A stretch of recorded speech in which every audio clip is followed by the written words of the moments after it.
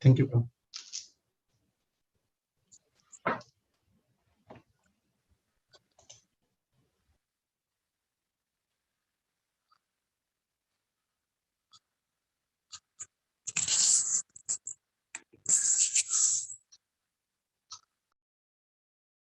Thank you, Yugalikushar Prabhu. Let's begin with a little invocation prayer, and then we'll continue with the 12th chapter. Hopefully today will not be a long session like the 2-hour sessions that we had in the last 2 sessions for chapter 12. The chapter 12 of the Bhagavad Gita is one of the smallest chapters, and yet it is the crux. It discusses to the culmination some of the important points, and that is why we took a little bit more time here. So today we'll continue from where we stopped, the last section of this 12th chapter, so that we can understand what Krishna wants us to understand, similar to what he was saying to Arjuna. Om Ajnana Timirandhasya Jnananjana Shalakaya Chakshurunmilitam Yena Tasmai Shri Gurave Namah. Nama Om Vishnupadaya Krishna Preshthaya Bhutale Srimate Bhaktivedanta Swami Nitinamine Namaste Saraswate Deve Gauravani Pracharine Nirvishesha Shunyavadi Paschatya Deshatarine Jai Shri Krishna Chaitanya Prabhu Nityananda Shri Advaita Gadadhara Srivasadi Gaura Bhakta Vrinda Hare Krishna Krishna Krishna Hare Hare Hare Rama Rama Rama Hare Hare Mukham karoti vachalam pangum langayate girim yat kripa tamaham vande Shri Gurum Dinatarinam Vancha kalpatarubhyascha kripa sindubhya evacha patitanam pavanebhyo vaishnavebhyo namo namaha. Let me share my screen.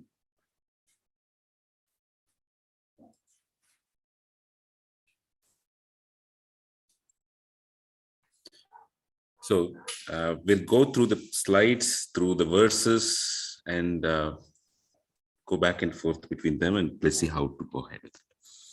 So just a quick recap, hopefully a 5 to 10 minutes recap only, and then we'll come to the section of this, the section that we will have to cover today. So the 12th chapter, we saw the link between the 12th chapter and the 11th chapter, that in the 11th chapter, Krishna had shown his universal form. Just a moment. Krishna had shown his universal form, and after showing his universal form, Arjuna was very much frightened. And then he showed his 4-handed form, and then he showed his 2-handed form, and then finally Krishna tells that my bhakta is the one who is devoted to me in my 2-handed form is the best. Why? Because at the end of the 11th chapter, he said, Mat karma krit mat paramo mat bhakta sangha varjitaha nirvaira sarva bhuteshu yasa mameti pandava. So in this verse, Krishna tells Arjuna, Mat bhaktaha sangha varjitaha. My devotee, my bhakta is my devotee, sangha varjitaha, who is devoid of material attachment, without any nirvairaha, hatred to any living entity. Such a person attains me, O Arjuna. And Krishna had explicitly expressed that the one who's devoted to his form, this 2-handed form, worshipping him in that way, is one who's dear to him. Normally, in this world, if we tell this to anybody else, if I were to tell this to anybody else, very naturally so, somebody would tell me, look at this guy, he's so full of himself. He is just asking everybody to follow him. But the way Krishna says is a little different from the way I would have told it. And the difference is, normal people like me want adulation. We want admiration. We want people to do exactly what we want them to do. We want control over them. But Krishna has demonstrated by creating this material world that he does not want control over us. We have our desires, and he is just allowing our desires to run here and there. If this desire of ours cannot be fulfilled in this bhuloka, We may go to the higher lokas or the lower lokas, the Bhuvar Loka, the Satya Loka, the Swarga Loka, etc. Or we may go to the lower realms, Atala, Vitala, Sutala. That's the extent to which he has let go of the control. Why? Because he wants us to find our own path. Just like very matured parents, they do not impose everything on their children.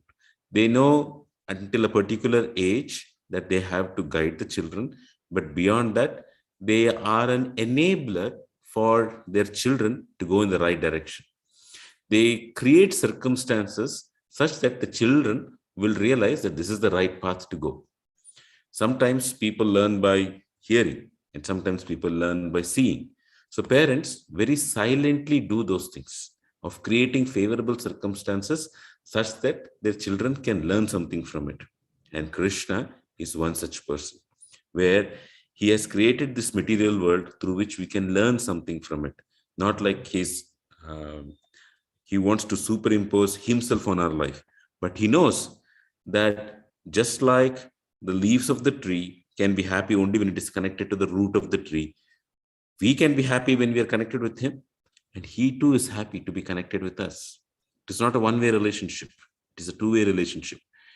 He wants the blossoming of this relationship. And yet, Krishna being Krishna, he is fully self-sufficient.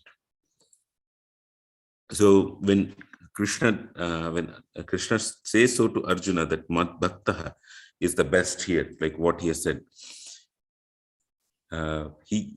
he attains me, O Arjuna, like the person, like this Mad Bhakta, the devotee attains him. Arjuna asks a question, who are the best knowers of yoga? Those who worship you as you just described, or those who worship you as Aksharam Avyaktam? Avyakta is this unmanifest. Aksharam is something which cannot be destroyed. Kshara is destroyed. Aksharam is not destroyed.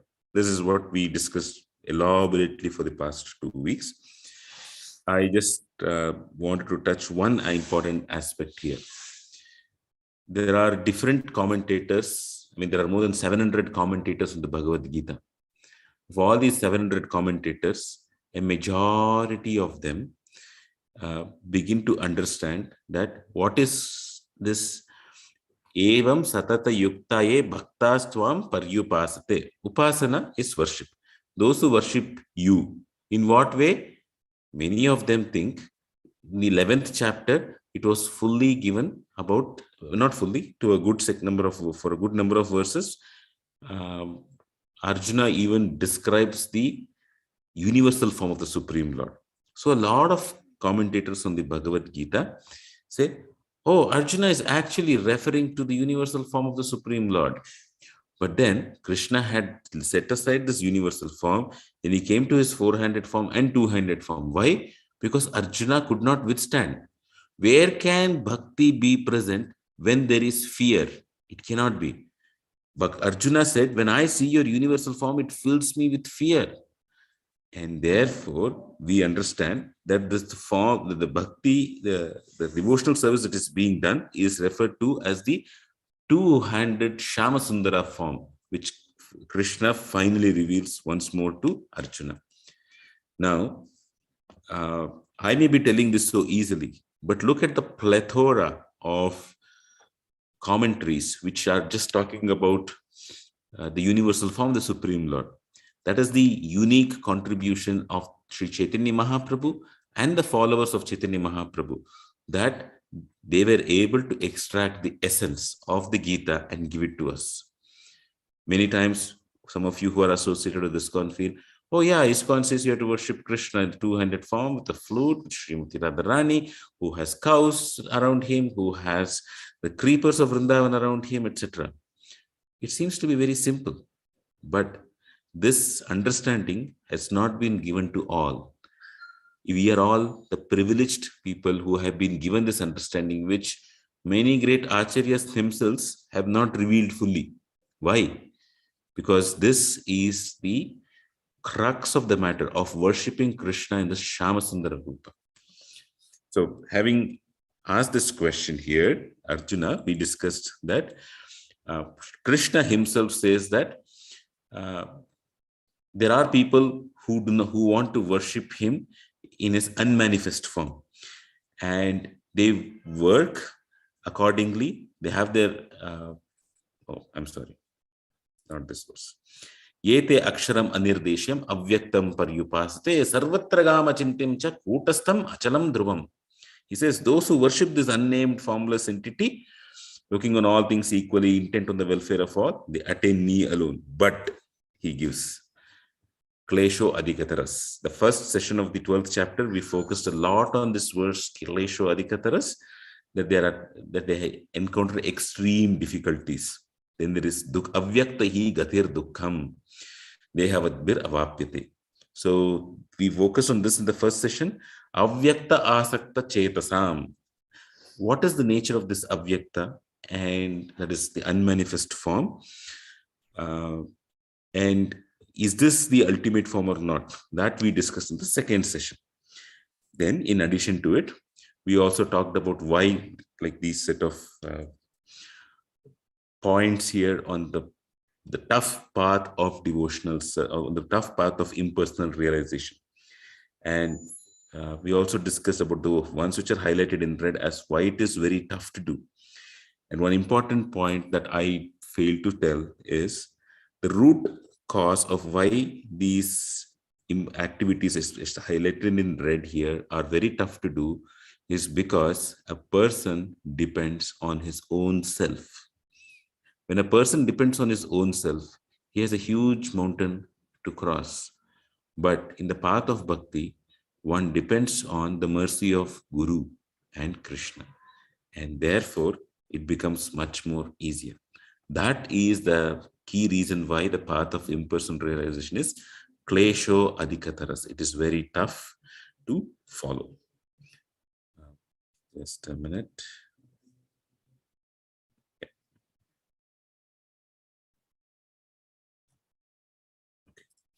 Now, having done this portion here, we covered these verses in the first chapter. So in the first session, where we heard about references from other verses in the Srimad Bhagavatam, which tell likewise that the devotees who are engaged in the service of the toes of the lotus feet of the God, Yatpada Pankaja Palasha Vilasha Bhaktya Karma Shayam Gratitam Udgratayanti Santaha Tadvannarikta Matayo Yateo Piruddha Shrotro Ganastamaranam Bhajavasudevam. There are these four Kumaras who are very great devotees of the Supreme Lord. They are telling Prithu Maharaj, Bhajavasudevam. But if you, instead of that, if you engage other than this in the service, other than the service of the lotus feet of the Supreme Lord, then it is very difficult for others, for the Jnanis and the Yogis. Because it's tough, the Klesho Adhikataras, it's tough because they're trying to stop the waves of sense gratification, but cannot do. But what does a Bhakta do? He tries to satisfy Krishna's senses, and which means Krishna likes to eat something, Krishna likes to see something, Krishna likes to touch something. Those details are given in the scriptures. And when a jiva engages his body, mind, words, action, interest in these activities, gradually this oneness of interest comes between what Krishna wants and what the devotee wants. And by that, the senses of the devotee are satisfied. So like this, we went to other verses and which establish the supremacy of bhakti. Then we went to the second section of this 12th chapter, where Krishna explained how one can reach him. He gives gradations there, and the gradations were, first is to have one's mind and intelligence fixed on Krishna always. And if one cannot follow that, one step lower, which is the Abhyasa Yoga, which is or also called as Vaidhi Bhakti, where if the mind were to move away from Krishna, bring it back. Like we just chanted the Hare Krishna Mahamantra in the beginning of the session. Mostly for all of us, the mind would not stay focused on the holy name, and so we'll have to bring it back. But most of us will not be able to do this throughout the day. So then we therefore do activities for Krishna's pleasure. And especially we do those activities in which Krishna is personally present. There are indirect activities and direct activities. Indirect activities are activities in one sense, like I go to a job, I earn money, I get the results of the money and I give it to the service of Krishna, to the service of Krishna's devotees, etc. Or while I am working too, I try to bring Krishna directly in my scope of work. That is a direct work. So, but for a sadhaka whose mind has not been tuned to it, it becomes very difficult that while I am doing some work like in a software company or maybe even logistics company or anything like that, or even like a housewife cooking at home, or say somebody is just cleaning the house, etc., it becomes very tough for them to relate to it. Actually, every activity can be done to please Krishna, but it takes some amount of maturity, some amount of connection with the scriptures to spiritualize everything. So Krishna therefore says these activities for Krishna's pleasure can be of the kind like going to a temple, stringing the garlands, or cleaning the temple, doing something along with the temple and with the deity in the temple and with devotees. This helps a sadhaka because he's not able to see Krishna in every activity and therefore do some explicit activities for Krishna's pleasure. If one cannot do even that, then comes the stage of renouncing the fruits of one's work. And within ISKCON, Srila Prabhupada has given the devotees everything, all four of these activities. It's not like one has to be perfect in one and then go to the next one. What Srila Prabhupada did is he instituted this program of life membership, wherein anybody from the lay public can come and contribute some Lakshmi, and then they will get some books written by Srila Prabhupada. They would also be able to stay in any temple of ISKCON for 3 days in a year or something like that. And so they are giving the fruits of work, but they're also getting association with devotees. Srila Prabhupada made this program such that some people think that, hey, I like to travel to this place, I like to travel to that place. And Srila Prabhupada was so kind that he felt even there are those kind of, say, businessmen or those who really like travel, even such people, just please come and stay with us for 3 days.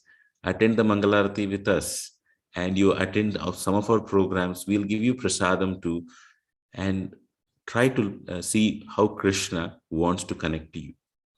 That's what Srila Prabhupada did with his first program of the life membership. Then activities for Krishna's pleasure. He built temples and gave activities for devotees to perform there. And then he instituted the chanting of the holy name. And that is the Vaidhi Bhakti here. And then comes the mind and intelligence on Krishna.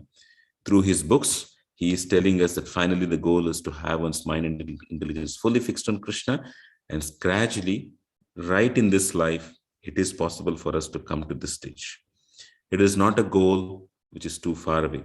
It is possible right in this life itself. So, having spoken about the gradations in Bhakti, this is where we stopped last time. I now want to go to the next section, but I want to have a bridge between this section and the next section. What is the next section on in this 12th chapter?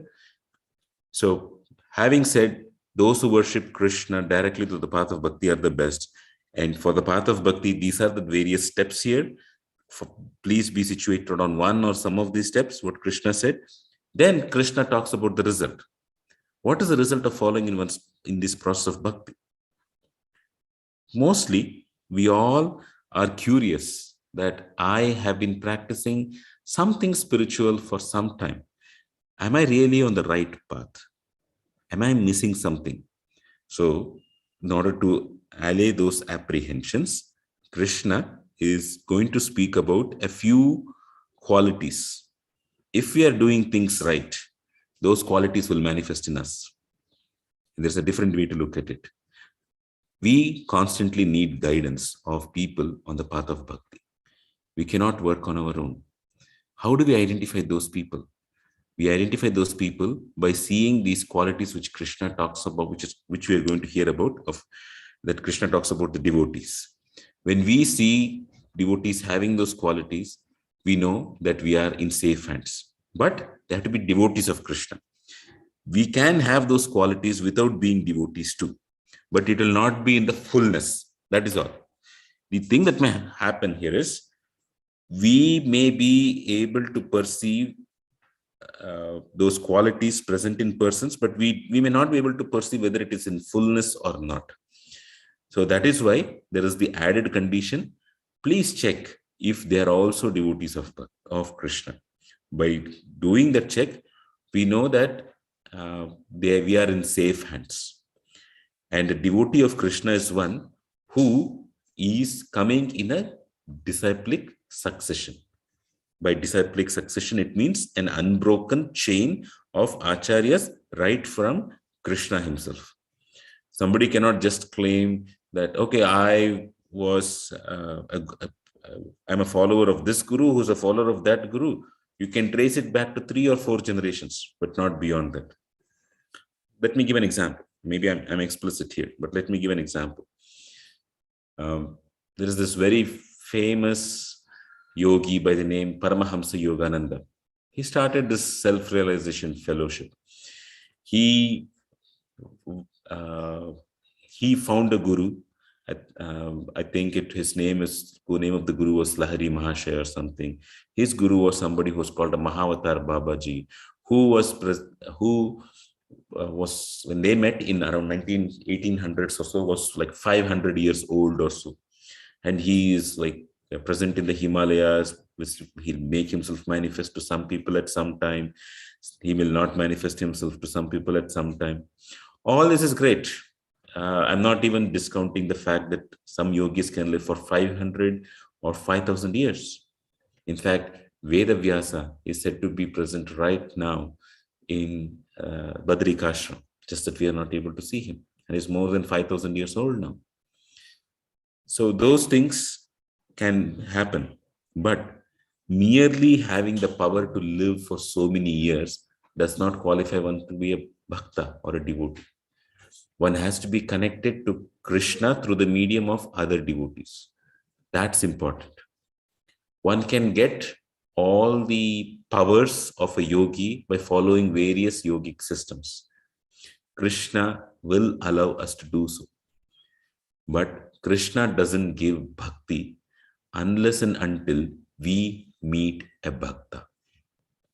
Bhakti comes through a bhakta.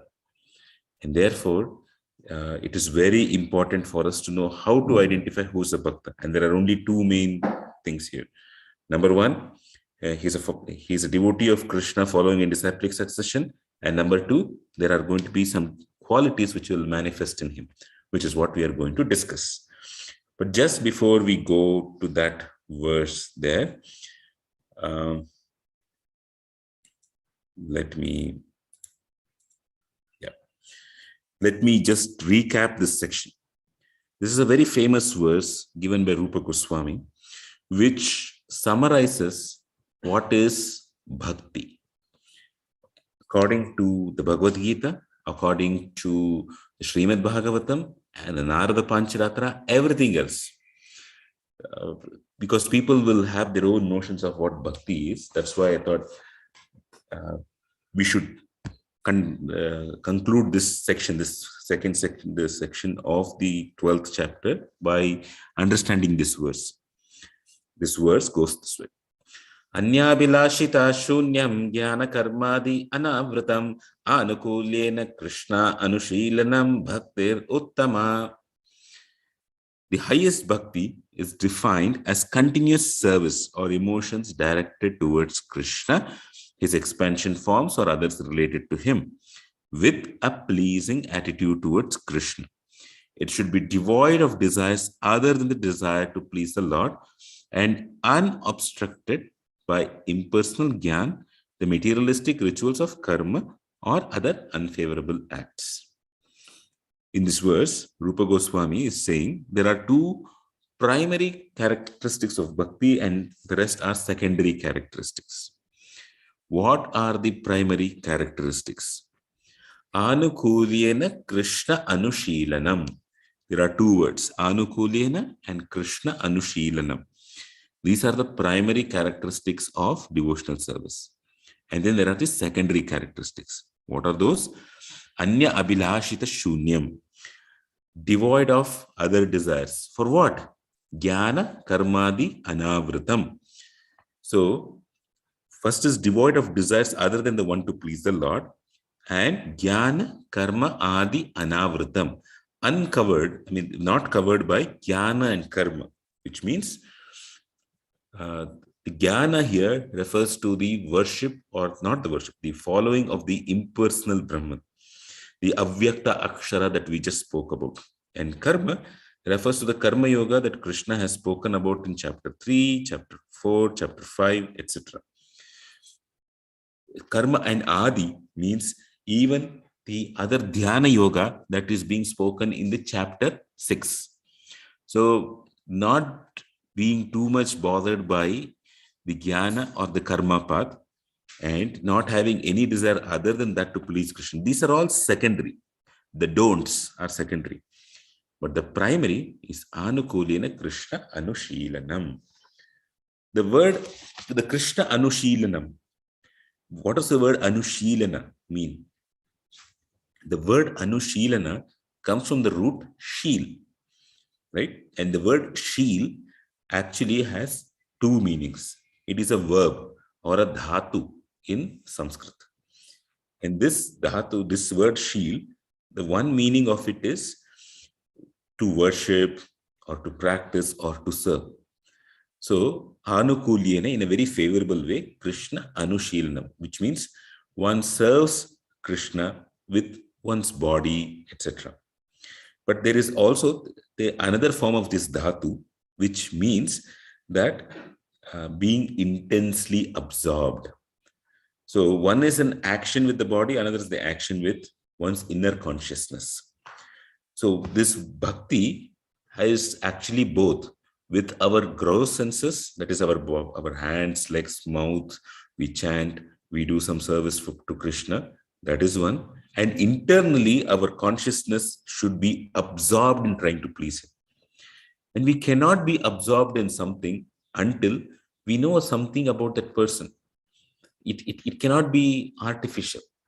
So the entire gamut of scriptures like the Srimad Bhagavatam, the Chaitanya Charitamrita, and many other itihasas and Puranas like Ramayana and Mahabharata, they are all given so that we can absorb ourselves in him. It therefore becomes very imperative that we spend some time with these scriptures. If you want to naturally become a devotee, we have to read Krishna Katha, and only then we can become absorbed in him. And of course, in the modern day world, we also can hear Krishna Katha. We can hear recorded lectures or live lectures too, for that matter. Only when we know more about the character and the qualities and the pastimes of Krishna and Krishna's associates, we can be Sheelanam, we can be absorbed in Krishna. So there will be a time when we are doing things externally, like in the sadhana bhakti stage, we chant the holy name of Krishna, we try our mind to come back to the holy name of Krishna, but it isn't. What does aid here is to understand Krishna better. And that way, our focus of our mind will come directly on Krishna. So it goes hand in hand. And second important primary definition is Anukulyena. In a way, Anukulya means in a favorable way. Anukul is favorable. So Anukulyena is in a favorable way, one has to serve Krishna. There were those who were unfavorable to Krishna too. And for example, you take the example, we can take Hiranyakashipu, the father of Prahlada. He was a very strong person. And he fought a battle with Lord Narasimhadev. Prior to him, his other brother, Hiranyaksha, also fought with Lord Varahadev. Supreme Lord has all sorts of desires. All the desire that we see in this material world is nothing but a reflection of the desires of Krishna. So it so happened that Hiranyaksha gave a nice battle to Varahadev, and Varahadev was very happy. Of what? Oh, I fought a battle with him. So do we call that as Anukulena? No. So in one sense, Hiranyaksha is fighting a battle with Krishna, and you can say that there are these, there's a rasa of Raudra, there's a rasa of Virya, etc., by which Krishna is being pleased. But what Rupa Goswami makes it explicit in the next few verses here is this Anukulena has to be in one of the primary rasas and not in some of the rasas like ghastliness, etc. We'll come to all those definitions in one of the later sessions here.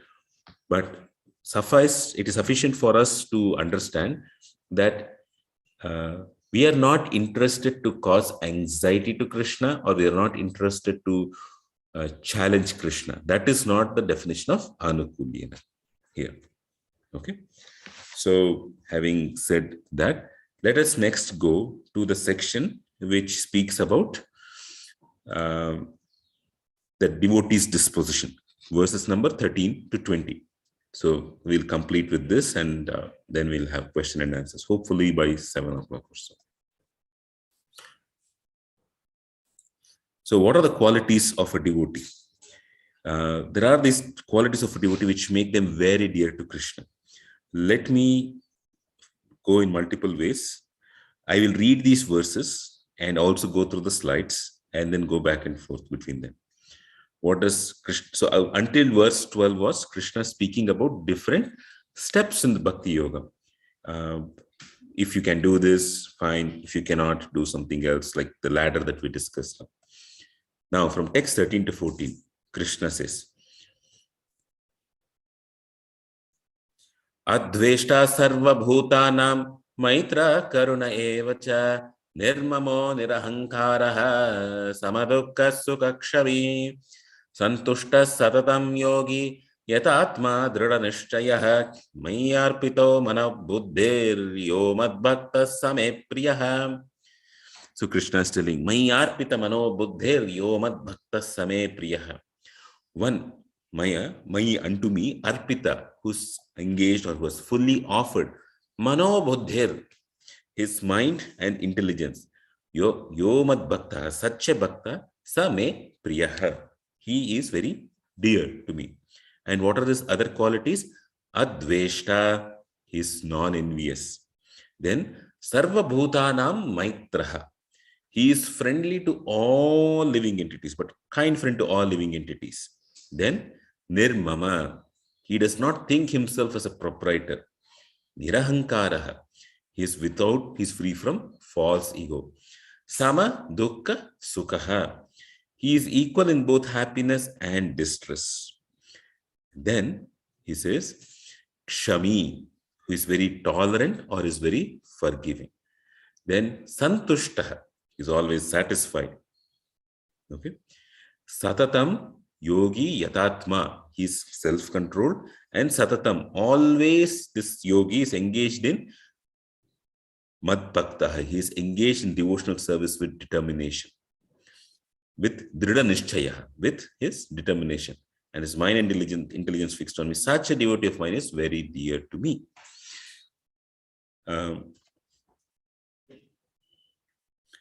So I'd just like to go a little bit of what Prabhupada is saying, then come back to some pastimes which depict these qualities here. Srila Prabhupada writes here, a pure devotee is never disturbed in any circumstances, nor is he envious of anyone. So what is the operating principle here? It is a pure devotee. Most of us are practicing devotees. We are not pure devotees. Nor does a devotee become his enemy's enemy. He thinks, this person is acting as my enemy due to my own past misdeeds. So it is better to suffer than to protest. This is the internal mood of a devotee. So one example here is from the life of Srila Prabhupada.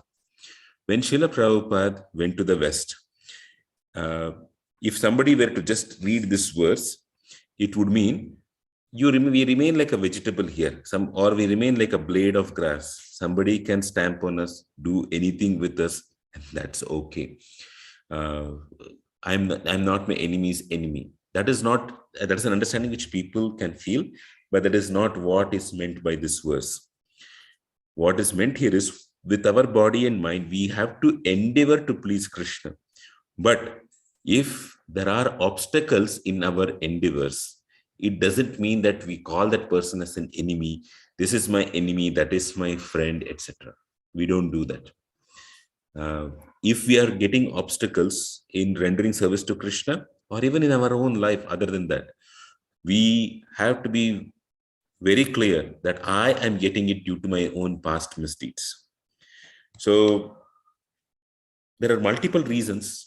People often ask the question, why do sometimes good things happen to me, or why do sometimes bad things happen to me? There are several reasons here.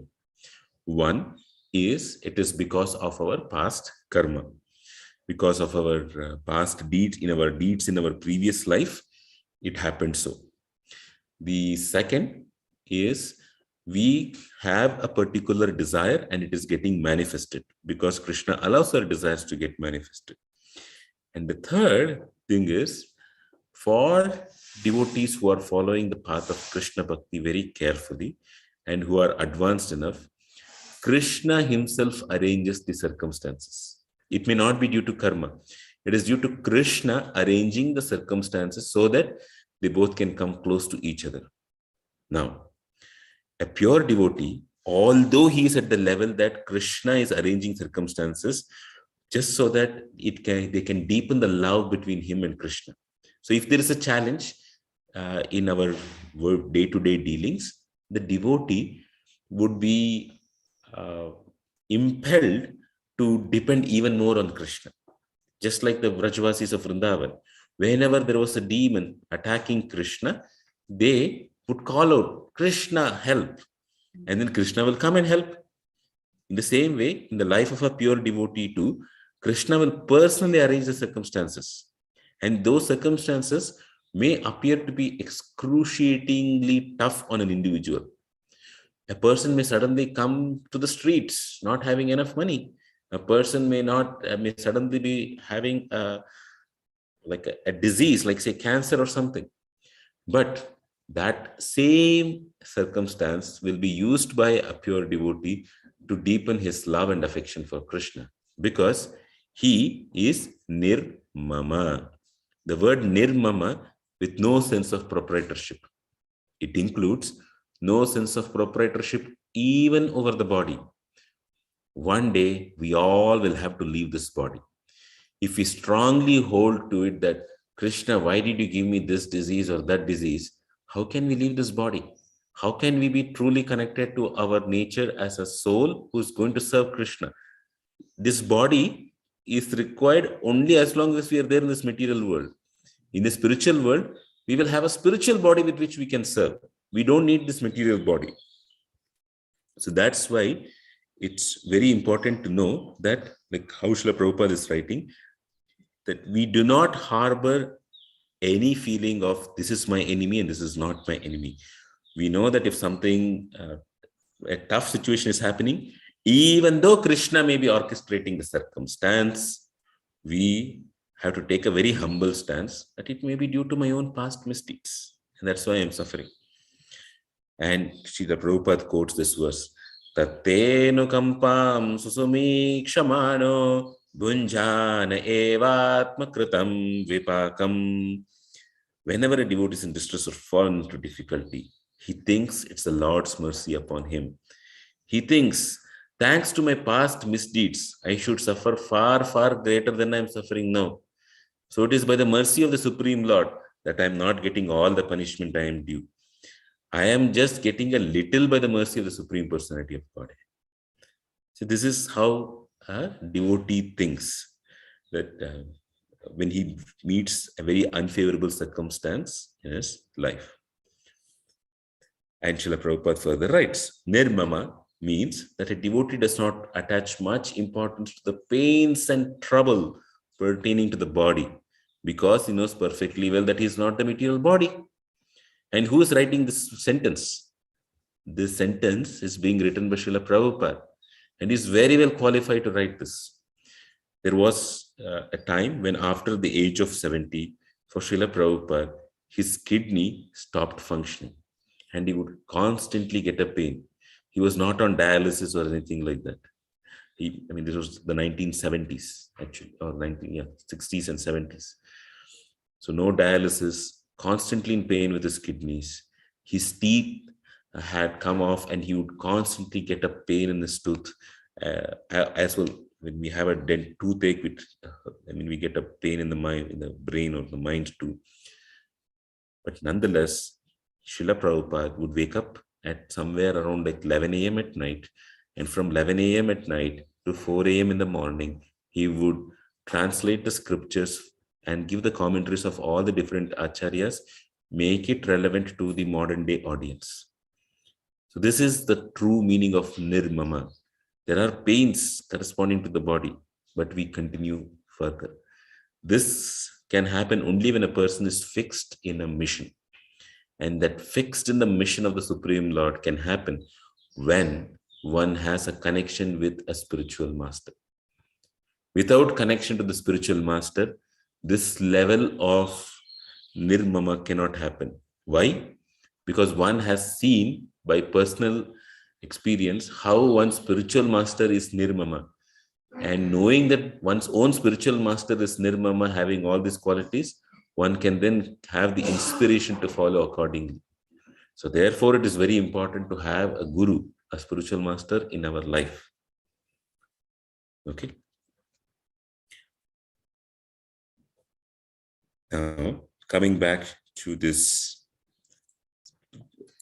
set of verses here. Next verse here, Krishna says, so in the previous verse, please keep in mind, Adveshta Sarva Bhutana Maitraha Nirmamo Nirahankaraha, and is Santushta, he is satisfied. Okay. Now, coming to the next verse here, another important verse. Yasman no dvijate loko, lokan no dvijate chayaha, harsha marsha bhayodvegair mukto yasachame priyaha. Yasman no dvijate loko, he by whom nobody is put into difficulty or agitated, and was not disturbed by anyone. Na lokat, Yasman no dvijate lokat, loka no dvijate chayaha. He is not agitated by the world, he does not cause agitation in others. Who is harsha amarsha bhayodvega, who is equipoised happiness, distress, bhaya, fear, anxiety. Such a person is very dear to me. And as Srila Prabhupada writes, no one is put into difficulty, anxiety, fearfulness, or dissatisfaction by such a devotee. And this is very critical, especially for us in the modern day world. Some of us are retired, some of us are working at home, some of us are working in an office, something like that. We may be housewives, house husbands, anything, whatever be that. There is a tendency in all of us to somehow bring the attention on our own selves. I am so great. I am doing so much work. You are not doing any work at all. Look how much I am sacrificing. You are not sacrificing anything for me. All these thoughts are actually means for us to bring attention on our own selves. A devotee is not like that. Nor is his actions, nor his or her actions like that. They don't try to bring themselves into the forefront at all. And therefore, it becomes very important that when we interact with others, we think firstly, if I were to say something here, will it cause an agitation in others? Will their path of bhakti be compromised? I'll give you an example here.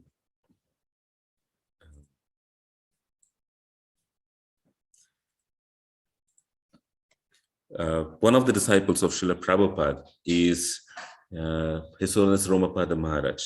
We celebrated his Vyasa Puja recently. Some of you joined.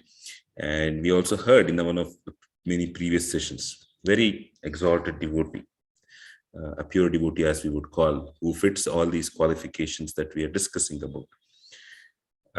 He has one disciple, and this disciple has a very strong opinion on what he or she thinks to be right.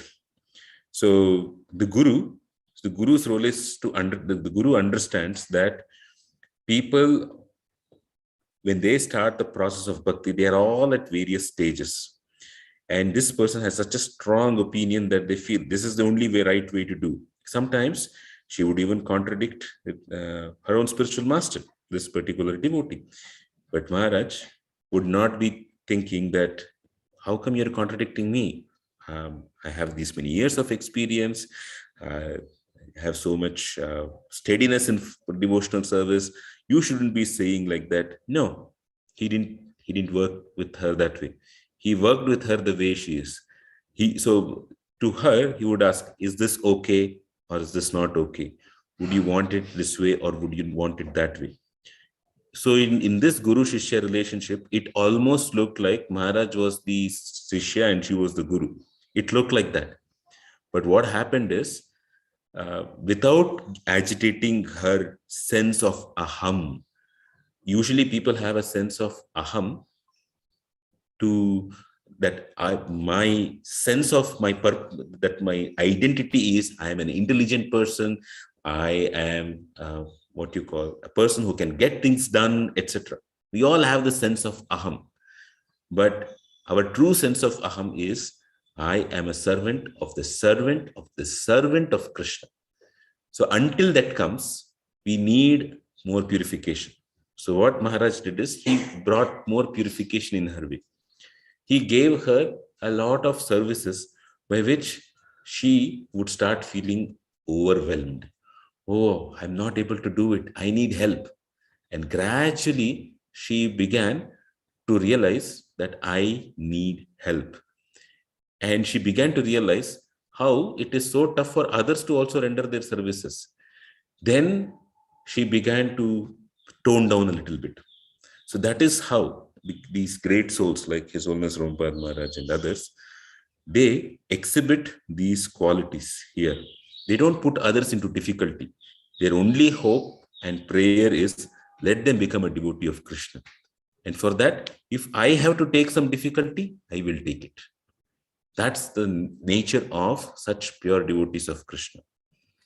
And so we should be very, very careful when we speak our words. Am I going to cause anxiety to others? In the corporate world, it is very prevalent that we have to actually cause anxiety to others because we have to get things done. If we don't do that, then how is it possible? So a very good manager who follows the principles of Bhagavad Gita will work a little differently. He takes it upon himself to plan activities in such a way that those who work under him will have enough time to do it. And if somebody fails, they don't put down the person or say, you are so bad, you are hopeless. For example, I hear that there are many schools for children which are very competitive. And in these competitive schools, the goal is to get into IIT or to get into AIIMS or one of either into medicine or engineering. That's it. And in these competitive schools for 8th standard to 12th standard, 8th grade to 12th grade, the teachers constantly tell, if you don't know even this, you are useless, you are fit for nothing, you are hopeless. Such words actually put others into difficulty. A good teacher wouldn't speak like that. So it may so happen that because of our past conditioning, we may be speaking like that. The teachers whom we had been in touch with, or the relatives whom we had been in touch with, or the bosses whom we had been in touch with, or the husband or wife whom we have been in touch with, we're always speaking like this, putting others into difficulty. But we have to think, is it going to cause an emotional or a psychological turmoil in others? If so, let me not practice that way. So we'll have to curb that urge to put others into difficulty And this is not like we voluntarily want others to be put into difficulty. We don't realize it. We don't realize it because we are at the center of our thoughts. I want to be happy. I am sacrificing so much. I want others to know that you have to make me happy, and I am sacrificing so much for you. That is our problem. We should get out of that mentality, that uh, bringing the attention on our own selves. It happens in a very subtle way, even in the relationship between husband and wife. One spouse will feel, I am doing all these sacrifices. What are you doing? You're just going and maybe getting some money and just attending a few calls, etc. Or the husband may say, what is your worth here? I am the one who's actually running the show here. If I were to not earn the money, what would you get? All such thoughts are actually springing from the platform of false ego. We think that by dint of our intelligence and our activities, we are getting certain things done. Actually, it is because of the grace of Krishna on us, we can do it. One small thing and a person immediately loses ability to breathe, ability to sit, ability to function. Everything is gone in a fraction of a second. If you have noticed how people die, it's quite rapid how people pass away. And what happens to all that abilities? The ability which was manifest in us to talk nicely, to think nicely, to move our hands and legs and work in a particular way, all of that is gone in a few minutes or a few days. It becomes latent again. And when we get the next birth, it again becomes manifest. Is it that we decide to do so? No. It is by the force of karma. And karma acts under the guidance or influence or the explicit instruction of the Supreme Lord. The karma comes to us through the agency of Maya Devi, and Maya Devi is under the supervision of the Supreme Lord. So it is very imperative that even as practicing bhaktas, we put this principle very much into the core of our consciousness. I should not put anyone into difficulty. Like, just coming back to this very same example, I have had the rare fortune of observing him interacting with some other people. And he would choose with his Holiness Rompada Maharaj, he would choose his words in such a way that it would not agitate that person at all. He believed that it is better that Krishna works through him, works through other individuals rather than him trying to agitate. But does it mean that if somebody has to be corrected, he doesn't? He does it. But he does it when there is a relationship between him and the other person. So a guru will give instructions to a other person only when a disciple has humbled himself before the guru. And the disciple has, by his actions, expressed that your wish is my desire. So the guru waits for the blossoming of the character of the disciple to that level. Only when the disciple's character comes to the level that whatever my guru wants, that is my wish, that is the aspiration of my life. Till that point in time, he will not give very, very explicit instructions, especially which will make a disciple go to more challenging services or more challenging activities. He would give instructions on tattva. Like, for example, we were just discussing about impersonal and personal aspects of the Supreme Lord. He will be very clear about it. But if a disciple were to ask, what should I do? The guru would wait for these qualities to manifest, at least to some extent. Otherwise, the receptacle or the vessel is not ready from the disciple's standpoint.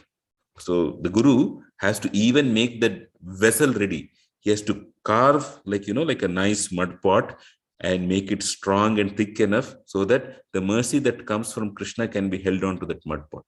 I'm just telling it as an analogy here. So the guru prepares the character of the disciple to accept the higher things that is coming from Krishna and from himself. Next verse here, text 16. Anapekshah shuchir daksha udasino gatavyatah sarva aramba parityagi yo mad bhaktah same priyah. Apeksha means I have a desire of, I expect something from him. Anapeksha means I do not expect anything. So my devotee who's anapeksha shuchir daksha. Anapeksha, my devotee who is not dependent on the ordinary course of activities. Shuchihi, who is pure. Daksha, who is expert. Udasinaha, who is without cares. Gata vyataha, free from all pains. Sarva aramba parityagi. This word sarva aramba here means that we all try to come up with our own projects, etc. And our projects we want so as to make ourselves feel successful. In the case of a pure devotee, he doesn't bring about those activities. Sarva aramba parityagi. Does it mean that a devotee does not do anything? No. Sarva aramba parityagi means a devotee is ready to take up activities for Krishna, but not for satisfying his own self or giving more value to himself. Most of us, we come up with activities just like, say, for example, I will come up with do some certification courses. Why? 10 people have to recognize that I have the certification. Then I will get a job. Then I'm going to get more money. And then with that more money, I can go to more restaurants and eat nicely. Then I can go to some foreign visit to Switzerland, etc. So we come up with so many activities to satisfy what we think will make us happy. But a devotee is sarva aramba parityagi. He neglects these things, but instead he says, what are the endeavors I can do so that Krishna is glorified in this world and Krishna becomes happy? How can Krishna's message be given to every living entity in this world? Even the cockroach, even the ant, and even human beings. How can we somehow get Krishna's mercy to everybody? He does those activities, but arambha of activities which will not help us to go to Krishna, he doesn't do that. That is this sarva arambha parityagi. And again, yo mad bhaktaha same priyaha. Such a devotee is very dear to me. So if you see from 13th, 14th verse, etc. Mad bhaktaha same priyaha in this 13th and 14th verse. 15th verse, sa chame priyaha. This such kind of a devotee is very dear to me. Again, the 16th verse, he says, Mat bhaktaha same priya. How many times more do we need Krishna to tell a devotee is dear to me? Right? And then text 17. Yo na krishyati na dveshti na shochati na kankshati shubha shubha parityagi bhaktiman yasame priyaha. One who neither rejoices nor grieves, who neither laments nor desires, and who renounces both auspicious and inauspicious things. Such a devotee is very dear to me. Next, verse 18 and 19. Samashatrau cha mitre cha tata mana apamana yoho shitoshna sukha dukkeshu samasanga vivarjitaha tulyaninda stutir mauni santushto yena kenachit aniketa stiram matir bhaktiman me priyo naraha is equal to friends and enemies. Hey, didn't Krishna tell this earlier? Yes, he did. Who's equipoised in honor and dishonor, heat and cold? Didn't he tell this earlier? Yes, he did. Happiness and distress, fame and infamy. Yeah, he said this earlier. Who's free from contaminating association, always silent and satisfied with anything. Hey, he told this earlier. That who doesn't care for any residence, who's fixed in knowledge and who's engaged in devotional service. Such a person is very dear to me. So Krishna is repeating himself here. Why? Because he likes devotees with these qualities. He wants to emphasize in various words the same thing. That's the reason for repetition here. And Krishna concludes this chapter with saying, Ye tu dharmamritam idam yatoktam paryupasate shraddhadhana matparama bhaktaste ativa me priyaha. those who follow this imperishable path of devotional service, dharma amritam. Amrita is like nectar, and with nectar we will not die. This dharma amritam, this imperishable path of devotional service, idam yatoktam paryupasate, this upasana, worship, completely engaging in worshipping him and engaging themselves with faith, shraddhadana, with faith, mat parama, making me the supreme goal, bhaktaste, such devotees, ativa me priyaha, ativa. Not just, hey, I like you. It's like, I love you very much. See, this is Krishna's love letter to our living entities. This is how he is expressing his love to us. Why? Unlike us who want ourselves to be at the center, Krishna is saying, if you turn yourself to me, I will make you as my center. Because unless and until we turn towards Krishna, we cannot reciprocate with Krishna. So Krishna is asking us to focus on him so that we can experience Krishna's reciprocation. That's the reason for him to ask us to turn towards him, to make our consciousness fixed on him. Okay, I'll come back to an important point in this purport, but let me go to this slide set. It's these very same verses, but in a slightly different way here. So all these good qualities that we spoke about here, there is a verse in the Srimad Bhagavatam which says, Harau abhaktasya kuto mahadgunaha. A devotee has all the good qualifications, but abhakti, one who does not have bhakti to Hari. Harau, it's a form of the noun there. Harau abhaktasya kuto mahadgunaha. Where are the good qualities? So we cannot find good quality in a person who does not have devotional service to the Lord. This is very tough for some of you to assimilate. You may think, hey, there are so many people who are doing charity. There are so many people who are doing works for others. Don't they have good qualities? Good quality which doesn't have basis in trying to please Krishna is not good quality at all. Because why? The person is doing according to what he wants in his mind. So the verse actually goes this way. Harau abhaktasya kuto mahadgunaha manorathena asati dhavato bahihi. Such a person does manoratha, the chariot of the mind, dhavati, runs like anything. It runs here, it runs there. Wherever his mind takes him, he will do some activity. Say, for example, you take the super rich people in this world, Jeff Bezos, Bill Gates, Zuckerberg, etc. They all have pledged to put 90, 95 or 99% of their wealth in charities. Somebody will give charity for malaria research. I think Bill Gates was something onto it. Somebody else for eradicating hunger, etc. Isn't this a good quality? But one can eradicate hunger by giving food and not offering it to Krishna. And that will only cause a further cycle of birth and death. What is one eradicating there? One is not eradicating anything. So if one should offer food to somebody, one should give Krishna prasadam so that they become purified. But because such a person doesn't have the, like these super rich people, etc., whom I'm speaking, they are unaware. Please note this word, unaware. Since they're unaware about the role of Krishna, they are unable to do something which is really beneficial for the world. And therefore, we, from the standpoint of a devotional perspective, we don't call them as Mahadgunaha. We don't call them as great people. They are doing according to whatever their mind wants them to do. So, one who's not a devotee has no good qualification. This is a very, very fundamental principle, that all good qualities come only in relation to Krishna. It may be 1% relationship to Krishna, it may be 100%. That is a journey of a soul. But without that, you cannot have anything.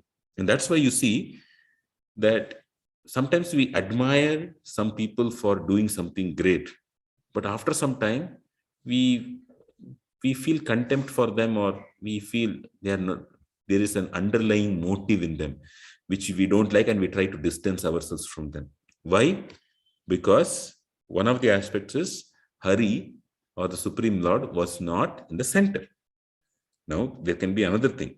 For a person for whom Krishna is the center, even for such people, sometimes we feel probably this person is, doing it all for himself. I don't want to be associated with him further.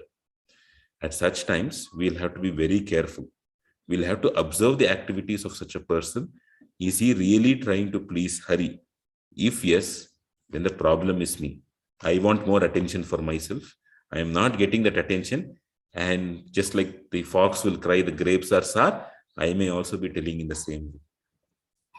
So that's one important point here. So now I'll come back to those very same verses with a few pastimes here. So the translation, we read the verse and the translation too. So one of them was, one who is not envious, but is a kind friend to all living entities. Here we have the picture of Narada Muni. And in one of the morning sessions, I think it was Kumarika Mataji who covered these pastimes here. There was a pastime of Mrigari the hunter. And in the case of Mrigari the hunter, Narada Muni saw that this is a person who is killing animals partially, allowing the animal to bleed slowly and die, and thereafter he used to take the meat of it and he used to take the skin of the animal, etc. A very contemptible person, Mrigari. But Narada Muni, by his very presence and by his kind instructions, transformed the character so much so that this person took up to the chanting of the holy name, and then he was even conscious of ants on the floor. He would not even step on the ants of the floor or on the ground. To that extent, his character was transformed.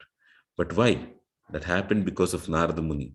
Narada Muni did not see him that this is an hunter and I should not give the message of Godhead to him. No.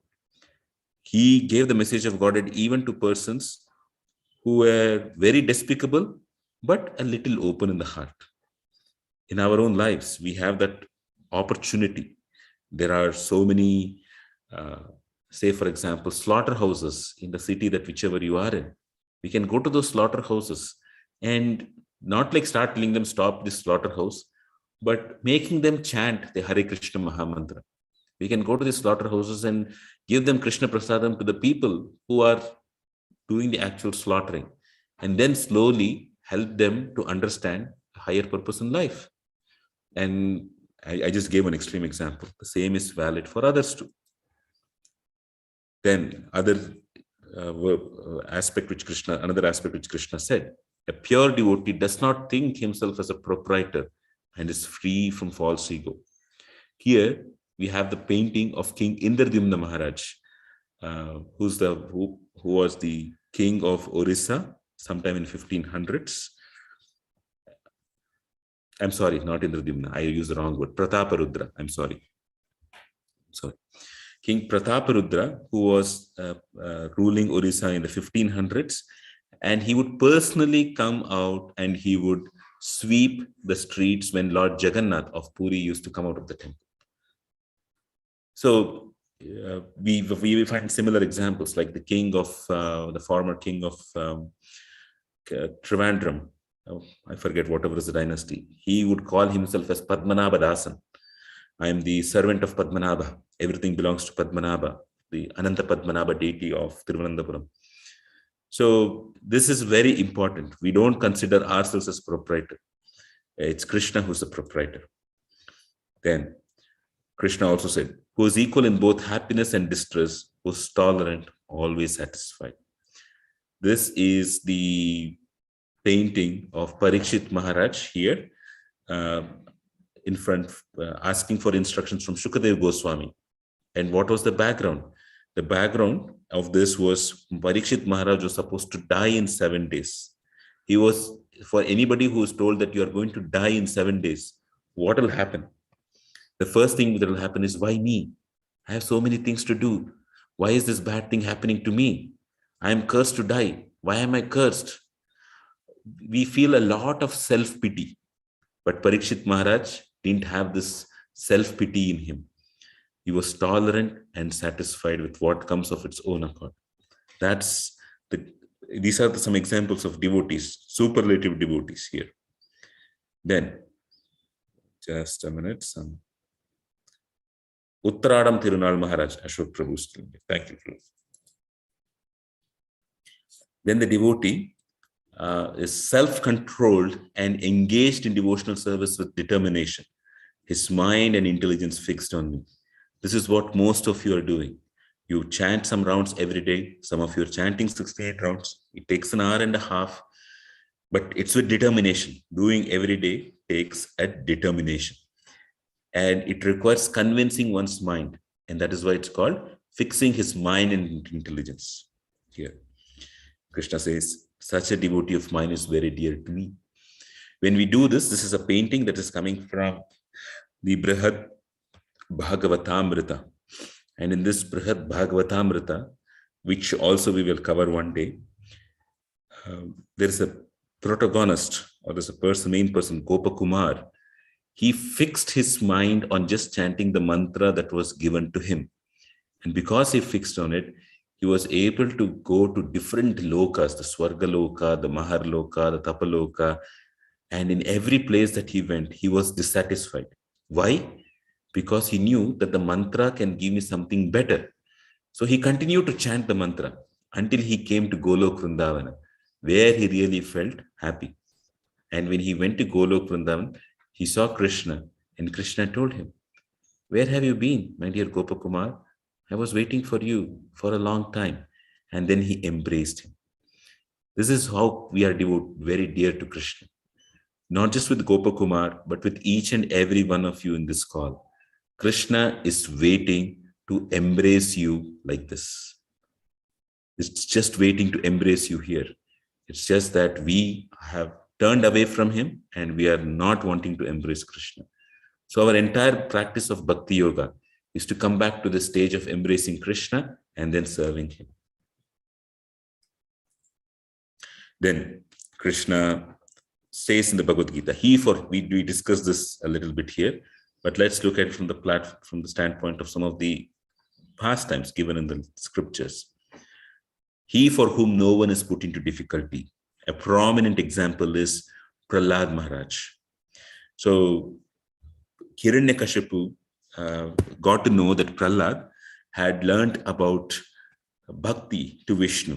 So he sent Prahlad to two teachers, Shanda and Amarka, and instructed them, this boy has been whitewashed in his mind. You clean up his mind carefully and make him a great king, and let any thoughts about Lord Vishnu or Krishna be taken away from his mind.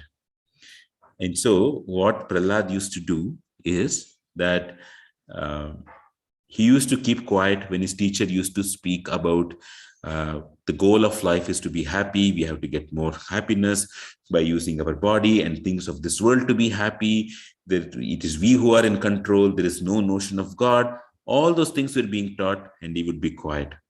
And then when his teachers would go away, that time he would speak the philosophy of the Bhagavatam to his other classmates.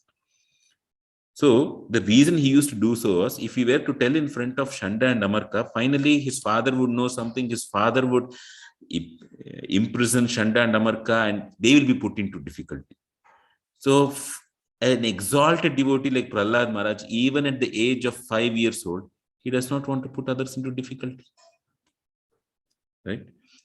Likewise, we also hear of Sanatana Goswami, who is an associate of Sri Chaitanya Mahaprabhu. He was imprisoned by the king under whom he was serving, because the king got to know that Sanatana Goswami wanted to be with Sri Chaitanya Mahaprabhu. But he did not want Sanatana Goswami to do so. But Sanatana Goswami was eagerly waiting to go and meet Chaitanya Mahaprabhu. So what he did was, he told the jailer who was guarding him, "I will give you money. You take this money, you run away, I run away." So he bribed him and he said, "If you stay here, the king will kill you. So you also go, I will also go. And now both of us are fine." And the jailer finally got the money, and he also escaped. So you look at Sanatan Goswami, he is he's not an ordinary person like you or me. He's an eternal associate of Krishna who has never been succumbed to Maya. He is what we call as a manjari. A manjari is a devotee who assists the gopis, the ashtasakis. And these ashtasakis are serving Srimati Radharani. It's very tough to come to that stage because one has to have that much degree of surrender and love for Radha and Krishna. Such a devotee, Sanatan Goswami, is also caring for the fact that I should not put others into difficulty. Okay. Next, another example thing about Prahlad. He is not disturbed by anyone, although others are disturbing him. Hiranyakashipu sent so many other demons and snakes and other things for him to be killed when he got to know that this boy is not going to change. But Prahlad was not disturbed by them. He is equipoised in happiness and distress, fear and anxiety. So they took him to Prahlad and they tried to put him into the ocean, tie a stone to him, and then so that he can drown into the ocean, but he was still saved. Right? But, Lord, just like Krishna is doing, Lord Narasimha says, this Prahlad is very dear to me. And this opportunity of being dear to Krishna is there for each and every one of you, and possibly me too. Then Krishna says, my devotee who is not dependent on the ordinary course of activities. We have a prominent example here of Hanuman. Let me come back to this verse here. This is a verse which I think Harisham Prabhu had covered in various ways. When Hanuman, which you all, this past time you all know, when Hanuman was jumping across the ocean from the Indian shore to that of Lanka, he spoke this verse. Yatha Raghava nirmuktaha sharashvasana vikramaha gacche tad avagamishyami lankam ravana palitam. He says, just like an arrow released by Raghava would fly, I too will proceed with the speed of the wind to reach Lanka ruled by Ravana. Here was Hanuman, who had grown so tall that he could jump. He had that immense strength, but he is not telling, I am going to reach Lanka by my own strength. He said, just like an arrow released by Raghava would fly. It is said that when Lord Ramachandra releases an arrow, it will never fail to find its target. So what is my target? Lanka. But who is giving me the strength to go to Lanka? Raghava or Ramachandra is giving me the strength. I am going to reach Lanka because Lord Ramachandra wanted Sita to be found, and I am an instrument, and his wish will always be fulfilled, and therefore I am going to reach Lanka. Hanuman was not saying, I will reach Lanka by my own strength. Right? So that is important. A devotee is not dependent on the ordinary course of activities. Because he is dependent on the strength of the Supreme Lord and his devotees, Hanuman was able to cross the ocean. He was able to bring the second, he crossed the ocean multiple times. This image that is here is the second time where he's bringing the mountain of herbs from the Himalayas. He did it 3 times totally. And even doing once is very tough. But Hanuman did it multiple times. So he's beyond the laws of physics, beyond the laws of whatever the material world. And then such a devotee who is pure, expert, without cares, free from all pains, and not striving, for some result. This is a small animation.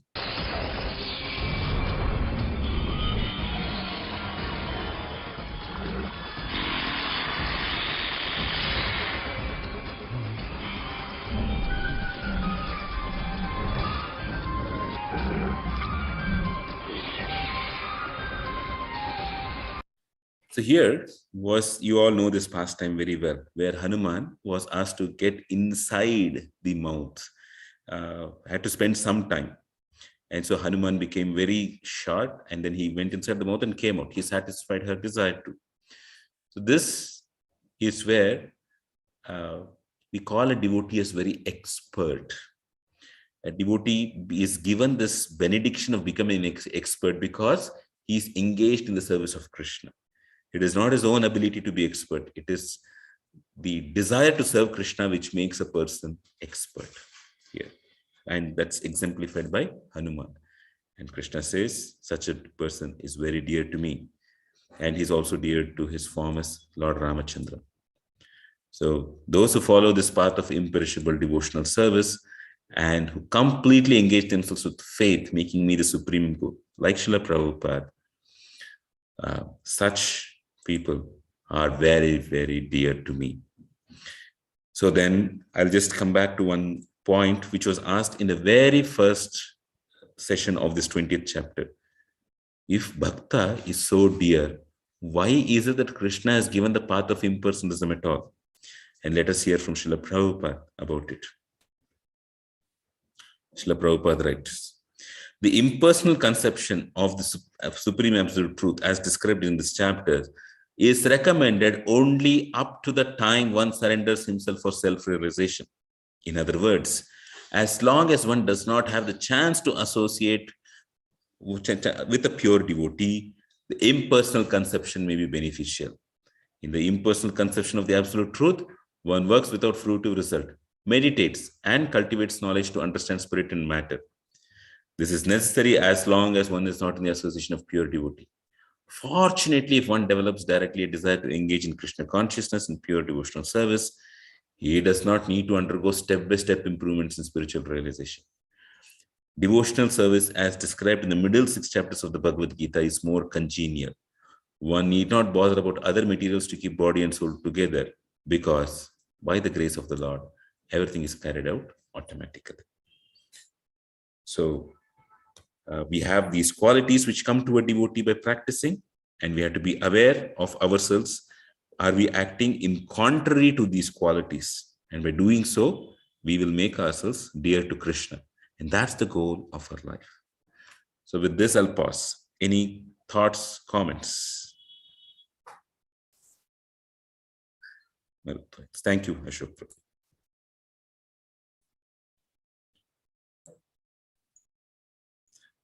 Prabhu? Yes. Yes, Prabhu. One point you give the example of Hiranyaksha, and his mood was his mood was not favorable into devotional service, right? How do we describe the mood of Bhishma? Because he was also in the fighting spirit with Krishna. He would also shoot arrow while he was fighting with the Arjuna and all, right? So will that be was favorable or unfavorable? Because Bhishma is considered one of the greatest devotees. Yes. In the case of Bhishma, several things happened. Bhishma, before the fighting, I mean, we should not look at it only for during this 18 days of Mahabharata war. Bhishma lived many, many, many years. For the many years, like hundreds of years before this Mahabharata war of 18 days alone, he was a constant devotee of the Supreme Lord. He used to practice devotional service to Krishna. And it was only during this Mahabharata war that he tried to please Krishna by fighting with him. But when he realized that he wants Arjuna to be protected, he just let go of his bow and arrow and he said, Krishna, you can come and you can attack me. I am fine. Hiranyaksha and Hiranyakashipu did not let go of their weapons. So they gave a good fight. Like some people like to apply oil on their body and then do some wrestling and things like that. So that, or they do even play kabaddi on sometimes. Why do they do it? They want to give exercise to their body. So in one sense, Krishna's body is not material like us, but sometimes he also likes to play, just like small boys often fight with each other. They get a thrill out of it. Where is it coming from? That's coming from Krishna. So Krishna likes a thrill, but that when that thrill of fighting was changed to why is Bhishma trying to harm Arjuna, he gave up that fighting spirit. As long as that fighting spirit did not harm Krishna's objective of protecting devotees, Bhishma did that. But then finally he let go of it. So that only a pure devotee can do. Whereas Hiranyaksha, when he knew that he was losing, he couldn't stop himself. That's the difference here, Prabhu. Thank you so much. And there's maybe one more chat. Slide of purport 13 to 20 Marutva Hills. Thank you for saying that, Ashok Prabhu. Ahila Mani, you're there? Hare Krishna. You're on mute. Okay. I think Yugal Kishore Prabhu had something to say. Yugal Kishore Prabhu, maybe you can unmute us. Yeah, Prabhu, one of the points that we discussed this morning was that one may try to get certificates and try to show that, but this certification may be necessity for someone. So how do we differentiate that necessity versus show off, or what should be the mood while this may necessary to get this certification for purpose of doing the job or to keeping up to the technology what we have in front of us? Yeah,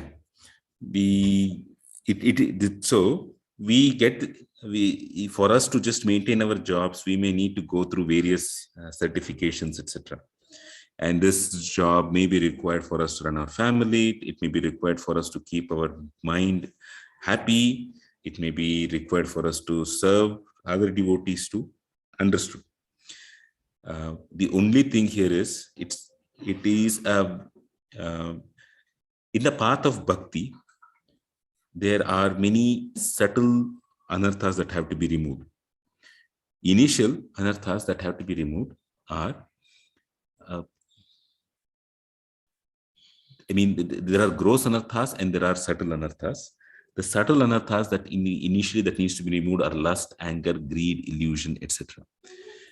And even if one is able to overcome that, thereafter comes the requirement for false prestige, that I want recognition from others. This is very, very, very, very tough to remove. It is one of the last things that can be removed. Lust can go first, but this demand for prestige for the mind is one of the last things to go. That is why it is said false ego is the toughest thing, and therefore it is very tough to go. Therefore, what we can do here is we have to only be aware that during this certification, am I doing it just for service to Krishna, or am I wanting the adulation and admiration of others? 99% of the time, it is true that we want the adulation or the admiration from others. We cannot, most of us don't know how to be self-satisfied. We are only satisfied by the praises of others, or we are satisfied that others are jealous of me. It is a natural feature of conditioned life that we have this desire for prestige. It is all we can do is be aware of it, but it is only by the sincere process of bhakti that we can let go of it. It is not easy to go. It is a last thing to get out on our path to become a pure devotee. So yes, one practical way in which we can work with it is periodically come up with some services where nobody recognizes what we're doing, do it quietly, and then let go and even forget that we did that kind of a service. So that is an exercise that will be useful for us. And this periodically, at least every week, we'll have to do something for others, not feel great about our own selves, but just be happy in that they have come one step closer to Krishna. That's it. And that's one part. And the second part, which is very important, is while we get these certifications can be of several types. One is for the office. Even in devotional service, we can get certifications. And third, there are the non-physical certifications. Oh, you know Shastra so nicely. Oh, you have such a great grasp over scriptures. Those are also certifications in one sense, except it's not printed on paper, it's spoken by words. When one gets such kind of certifications, it can easily get into our mind and we think, oh, we are great people here, or I can get things done. Oh, you are able to get things done. You are able to run this huge event. We identify those traits as belonging to this is what I truly am. But actually, we are spirit souls who have been invested with certain abilities now, and those abilities will go off later. Just like Arjuna, who was able to kill Kauravas for 12 kilometers. There were so many soldiers in 12 kilometers. He killed all of them. But towards the end of his life, he was not even able to handle some dacoits. Dacoits are not very skilled, soldiers. Like somebody who's in the army, he will know how to fight multiple people. If you put an army person with some dacoits, etc., they have techniques. They'll move their arms and legs in a particular way. They run back and forth in a particular way, and they can defeat these silly dacoits. The dacoits are not trained people. So, but that Arjuna, he lost his ability. So in our own case, when we receive either verbal or even say physical certifications, or more so verbal certifications, especially in the realm of devotional service, we have to make ourselves humble by not becoming the person at the center of attraction, but rather serving others who are equally more capable than us, or even less capable than us. So how do we exhibit it? When we go and to, like say, in any temple, there is a morning Sunday class or etc., we attend that Sunday feast lecture not to showcase, do I know all of this, etc. We attend a lecture that I probably know all the content that this person is speaking. But while this person is speaking this content, in between, his deepest realizations will come. My dear Krishna, you please allow his deepest realizations to come out. And whatever you want for me to learn, allow it to come. Let me take it from him. This mood of yearning for receiving Krishna's mercy through others should be there. When that is present, then we are not focused on my certifications, I am so qualified. So if we have this check and balance system, that we receive something from others too, then we can get certificates and still be on a safe platform. Yugala Kishore Prabhu, is this satisfactory, or would you like to add something? I'm sure Krishna would have told you also through your studies. Thank you, Prabhu. So, it was good. If there are no other questions, I have one question, Prabhu. Yes, Prabhu, please go ahead.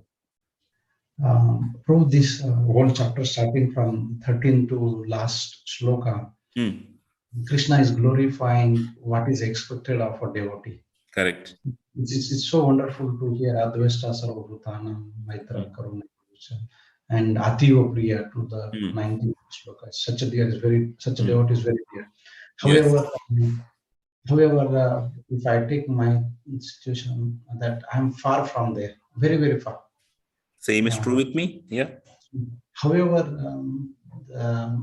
there may be intent because of the devotees association and mercy. At least there is intent of reaching there, but the destination is far, far from there.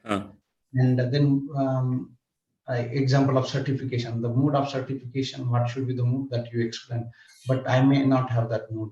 Okay. Krishna explains some qualities. Krishna explains some qualities, I may not be there. So how do one process that? Yes, I may have intent, but I'm far from there, and but continue on this path. Prabhu, yeah. I think the voice of Yugal Krishna was a little faint. If you can repeat the question for all of us. I'll just summarize. Is my voice clear? Is it okay? Yes, absolutely. Yes, Prabhu. Okay. I'll just summarize maybe in one sentence what Yugal Krishna. Can you add one more thing in the similar question? Before you answer, I think it would be covered. So the certification part, what Yugal Kishore Prabhu was speaking. Hmm. So it is a coincidence. My tower manager doesn't know I am with the Krishna consciousness. So he was speaking to all the managers that he was giving an example that one of my colleague in the 2010, he was earning 40 lakhs in 2010, and by 2007, and he was the first one to receive all the certificates coming in the market, be it in the project management or the technical. So by 2017, he was brainwashed somehow, and he joined Krishna consciousness and became a monk. So he can afford this because his wife was from a Jamindar family, very rich. You guys do not have that kind of Background. richness with you. So the only thing you have is you have to complete all the certifications. If you do not have time on the weekdays, you devote all your Friday, Saturdays and Sundays in that. And he was asking all the managers also to convey the same thing to all the employees, that at any cost they have to complete if they want to progress, if they want something fruitful in their career.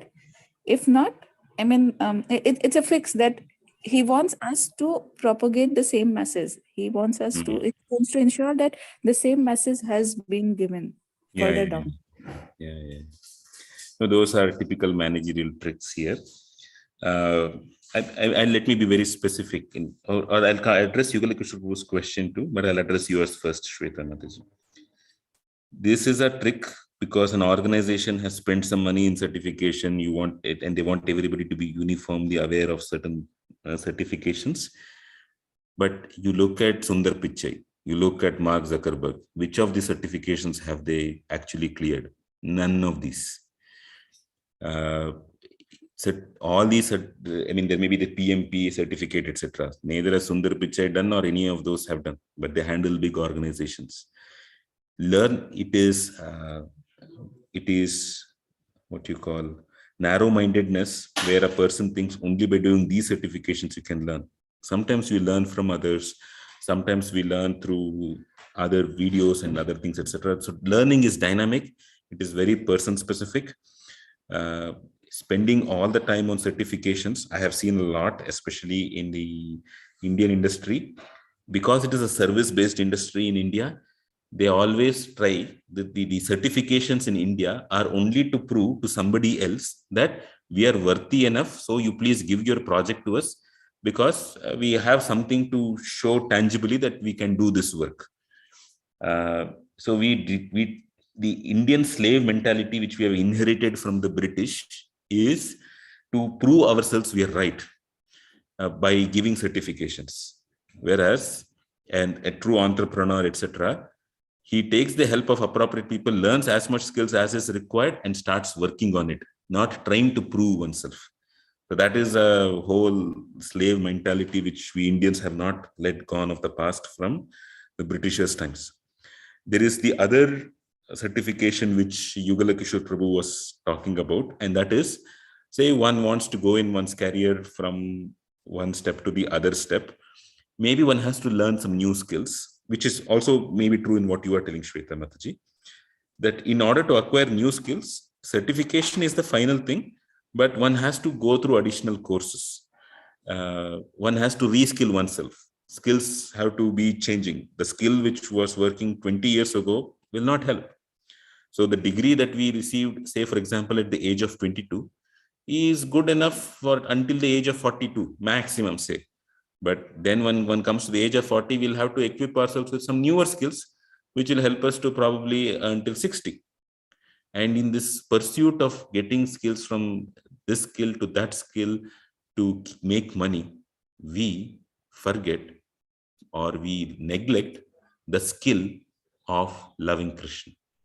So the point I was speaking about here is, please keep that also as a, we should, I'm telling to my own mind here, not just to you, to my own mind, please keep that also as a focus.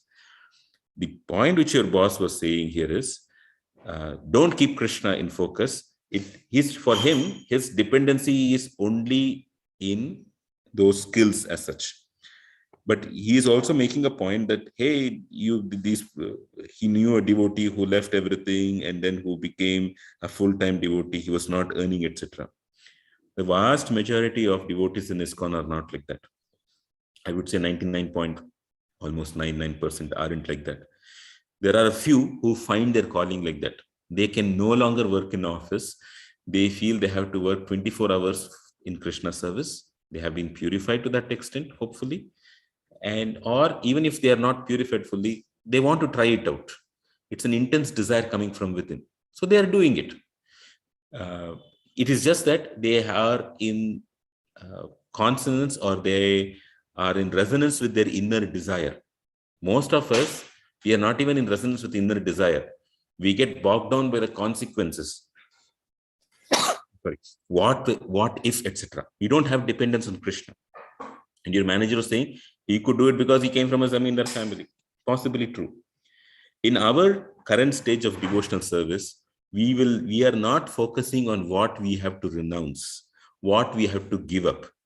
We are only focusing on, let's keep our current activities as is and make time to associate with devotees, as well as make time to associate with Krishna through the holy name. These two are the ones which we have to focus on adding. For us to come to the stage of saying, I am going to let go of a job or I'm going to renounce, it may not be required. We can work with a job and still be a very good devotee. But for some, they may feel, I want a bigger project that I want to do for Krishna. And with guidance from devotees, if they think it is right, then they can leave their job. Why? It is to do another project for Krishna. It is not to leave a job and do nothing. It is to take up an even more challenging job for Krishna. For that, one can leave one's job, etc. But that requires very careful guidance. It's what you call case by case basis. It's different here. But then what Yugala Kishore Prabhu, Prabhu, I even forgot now. After saying all this, I thought there was a last sentence that you said, which was the crux of your matter. Can you repeat it, Prabhu? Which is the question one or question two? Two questions to the last question that you asked me. In the end, you were, I'm trying to recollect what you said here. I forgot. Okay. So the question was that we are very far from those qualities. Right. How do we process? So all the qualities that have been spoken so far, we are very far away from it. We know that, we recognize it. So sometimes it becomes very discouraging. I can never have these qualities. Why should I even endeavor to have these qualities? That's not the thing here. That's not the path here. It will so happen that just by focusing on the holy name and serving Krishna, these qualities will come. We have to be aware. And when we are aware that this quality is not fully manifest in me, it should lead to humility.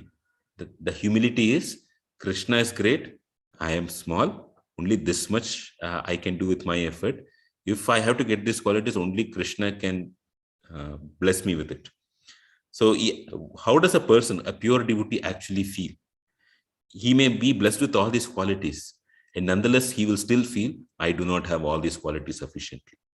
Whether it is a beginner or whether it is a pure devotee, none of them will ever think that they have these qualities in full. The moment anybody thinks that I have these qualities in full, it basically is a starting point for them to become thoroughly illusioned. A pure devotee also will not think about it this way. Why? Because these qualities are present in Krishna to an infinite degree. When it is present in Krishna to an infinite degree, we being souls, it can always be infinite. So the day when we have these qualities completely will never ever come, because we will never ever become equal to Krishna. So these qualities is for us to recognize how much the other person has been blessed with. It is not to say, have I reached 80% of these qualities or 100%? Not in that way. So our motivation should be that devotee has practiced this bhakti and he is able to have a vibrant relationship with Krishna. This is nice. And Krishna is saying the same thing can be true for me. let me also work here. That is number one.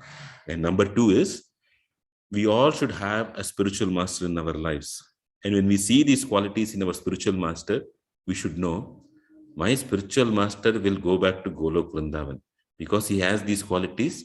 He is going to serve Krishna, or he is going to serve Krishna in somewhere wherever he is running his pastimes.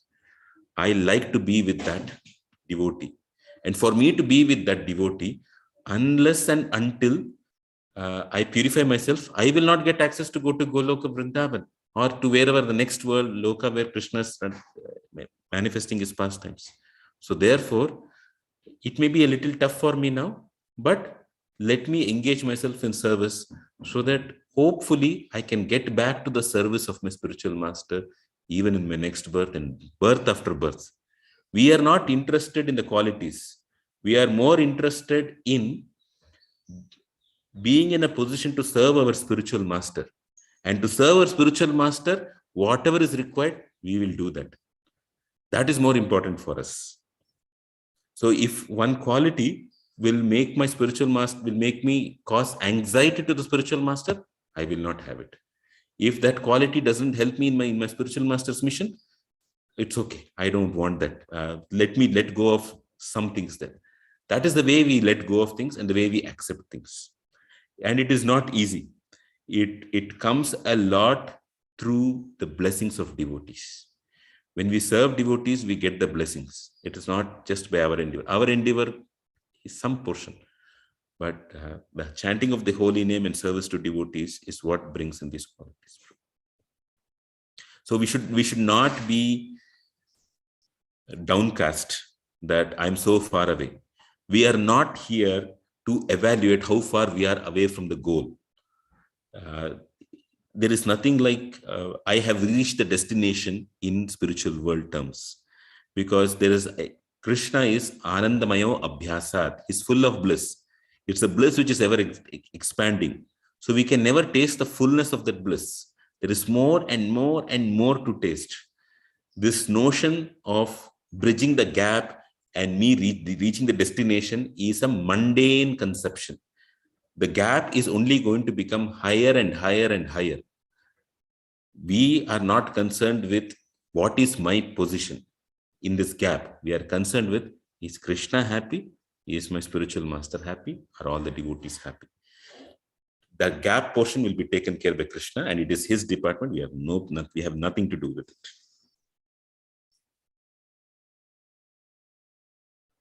Would you any comments or corrections here? Any of the devotees?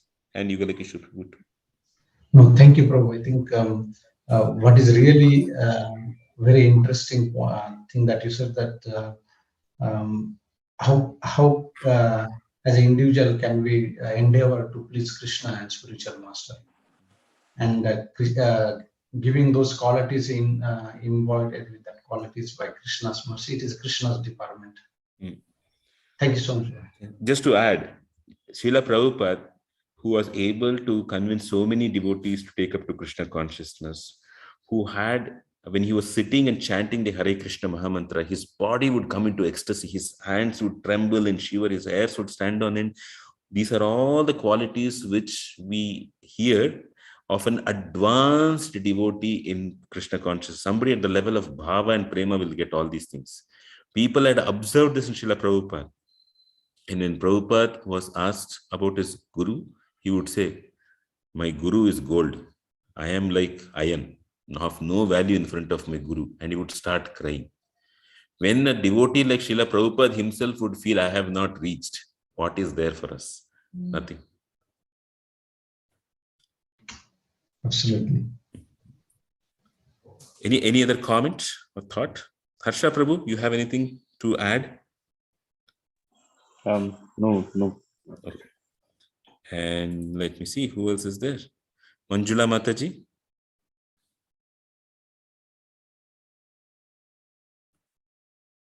Or Rachana Mataji? Pranavalla Prabhu, if you are here, you have anything to say? No, Prabhu. Thank you. Very, class is very enlightening for me. Himachalapati Prabhu? There is Suman Prabhu, my colleague. Hmm. Want anything? Oh, she dropped Hare off. Krishna, Prabhu. Hare Krishna. Call me Yes. Prabhu. I have nothing to add, Prabhu. Okay. Thank you. Thank you. So if nothing to add, Suman Mataji, you want to say something, or she's there or she's left? I don't see her here. Okay. I think Prabhu. okay. Nothing more. We'll end the call here. Next week we will have 13th chapter. We'll be going through the 13th chapter, hopefully in 2 sessions or so. And then we'll continue all the way till we go to the 18th chapter. Please continue to stay, get more devotees too. And if you need any particular topic to be addressed, any question to be addressed, Dear Ladies Prabhu will open the group for 30 minutes, the Sadhaka group. You can please post what you'd like to be addressed there, and we'll try to cover it. Thank you very much. Srila Prabhupada ki jai. Thank you. Hare Krishna, Prabhu.